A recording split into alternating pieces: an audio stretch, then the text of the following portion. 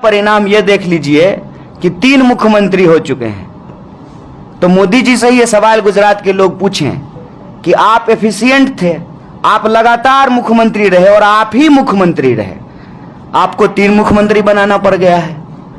तो आपने गलत व्यक्ति को चुन लिया कि गुजरात ने आपके ऊपर भरोसा करके गलती कर दी। यह प्रश्न गुजरात के लोगों को ही पूछना चाहिए, हम नहीं पूछ सकते हैं कि क्या आनंदीबेन पटेल जी में क्या दिक्कत थी, और दिक्कत थी तो क्यों चुना। फिर उनको रिप्लेस करके रूपानी जी को लाए, उनमें क्या दिक्कत थी, और दिक्कत थी तो उनको चुना क्यों। फिर भूपेंद्र साहब को लेकर के आए, वो तो आप लोग उसके पास क्लिप होगा, आप मीडिया के साथी हैं, ऊँघ रहे थे। बगल वाला बोला कि मुख्यमंत्री बन गए, बधाई हो। बोला भरोसा ही नहीं हुआ। ये एक संवैधानिक पद का अपमान है। और फिर कांग्रेस से पूछते हैं कि आपके मुख्यमंत्री का चेहरा कौन होगा। गुजरात की जनता आशीर्वाद दे, ऑथेंटिक चेहरा होगा। और 8 वचन हमारा चेहरा है, व्यक्ति चेहरा नहीं, वो वचन चेहरा है। और वो वचन गुजरात के लोगों से जुड़ा हुआ है। हम कह रहे हैं कि लोगों को 300 यूनिट बिजली फ्री मिलनी चाहिए। कोरोना में जिनको ऑक्सीजन नहीं मिला, जिनकी जान गई, उनको मुआवजा मिलना चाहिए, इंश्योरेंस मिलना चाहिए, किसानों को उनके फसल का दाम मिलना चाहिए। और जो कॉन्ट्रैक्ट पे काम करने वाले लोग हैं, आप सब तो करते ही हैं, क्या पता कब जो है मैनेजमेंट से फोन आ जाए कि कल से मत आना, तो कल से नहीं आएंगे तो परसों से EMI कैसे देंगे, कार का, घर का।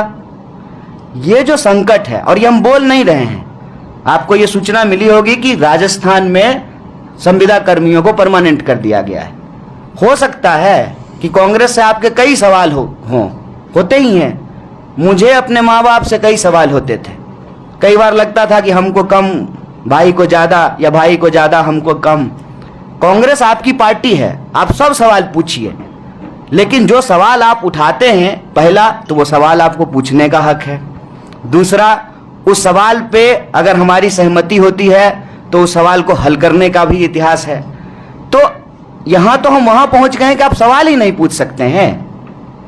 और जो परिस्थिति बना दी गई है कि गांधी और पटेल के मॉडल को आज झूठ का मॉडल बनाया जा रहा है। कैसे? प्रधानमंत्री जी जब परिवारवाद पे भाषण देते हैं ना, तो मुझे लगता है कि उनका गृह मंत्री उनके खिलाफ साजिश कर रहा है। अगर परिवारवाद पे प्रधानमंत्री कुछ बोल रहे हैं तो गृह मंत्री जी को उसको संज्ञान में लेना चाहिए और अपने बेटा को BCCI सेक्रेटरी पोस्ट से हटवाना चाहिए कि नहीं भाई, परिवारवाद नहीं चलेगा। आप लोग अहमदाबाद में हैं, अहमदाबाद में परिवारवाद नहीं हुआ है, नेताओं के बच्चों को टिकट नहीं दिया गया है। 10 से ज्यादा टिकट जो है नेताओं के बच्चों को दिए गए हैं बीजेपी के द्वारा। और मजेदार बात यह है कि मुख्यमंत्री के बेटा को बगल में बिठा करके प्रधानमंत्री जी परिवारवाद पे बात करते हैं। हम कहते हैं कि देश के नौजवानों को सोचना पड़ेगा। तमाम तरह की भावनात्मक बातें करके हमारे जो बुनियादी सवाल हैं उसको गुमराह कर दिया गया है।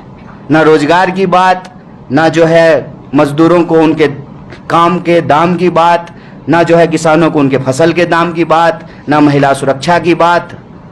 अब आप मुझे बताइए कि कोई व्यक्ति बलात्कार के आरोपियों को प्रेज करे, इससे समाज में क्या मैसेज जाएगा।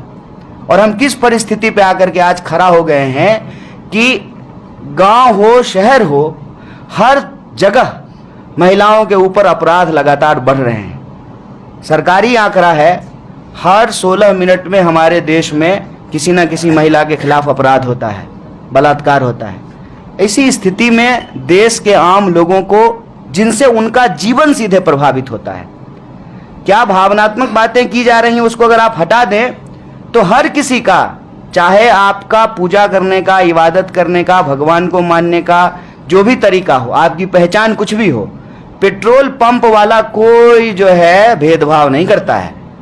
मेरा नाम कन्हैया 100 रुपया, पवन जी 100 रुपया, पत्रकार 100 रुपया, नेता 100 रुपया। ये रियलिटी है।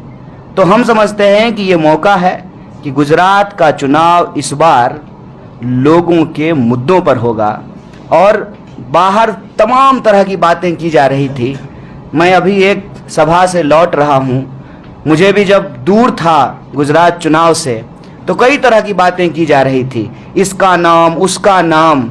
यहाँ आकर के मुझे लगा कि गुजरात के लोगों के मन में कोई दुविधा नहीं है, सीधी लड़ाई है कांग्रेस और बीजेपी के बीच में।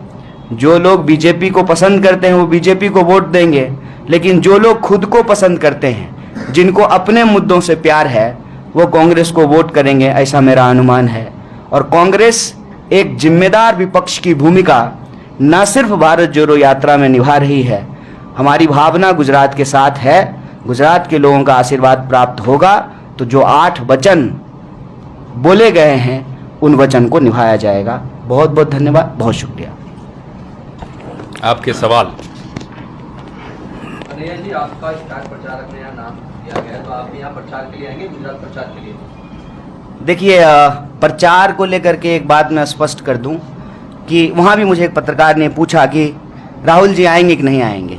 ये हमसे ज़्यादा बड़ा सवाल है, तो मैं उसी को एड्रेस कर देता हूँ। दोनों काम अलग अलग नहीं है। एक ही पार्टी है, कांग्रेस पार्टी भारत जोड़ो यात्रा भी ऑर्गेनाइज कर रही है और चुनाव भी लड़ रही है, तो हम लोग काम बांट करके करते हैं, एक परिवार की तरह, एक टीम की तरह। कोई कॉन्ट्राडिक्टरी चीज़ नहीं है कि भारत जोड़ो यात्रा कर रहे हैं और चुनाव हो रहा है तो जो है बिल्कुल आपस में कोई अंतर विरोधी बात है। सामंजस्य बिठाने का सवाल है और सामंजस्य की कोई तकलीफ है नहीं। भारत जोड़ो यात्रा भी चलती रहेगी, लेकिन भारत जोड़ो यात्रा में 7 दिन, 8 दिन, 10 दिन पे ब्रेक होता है।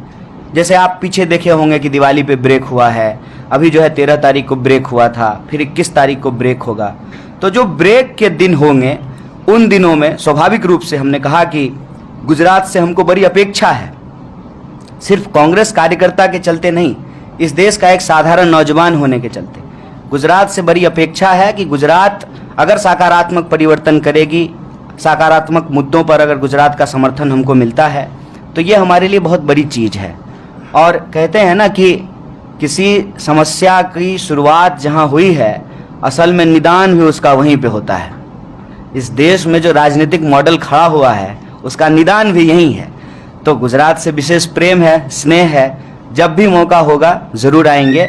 लेकिन भारत जोड़ो यात्रा भी बिना रुके हुए निर्बाध तरीके से कदम दर कदम अपने मंजिल को प्राप्त करेगी और दोनों साइमल्टेनियस चलेगा।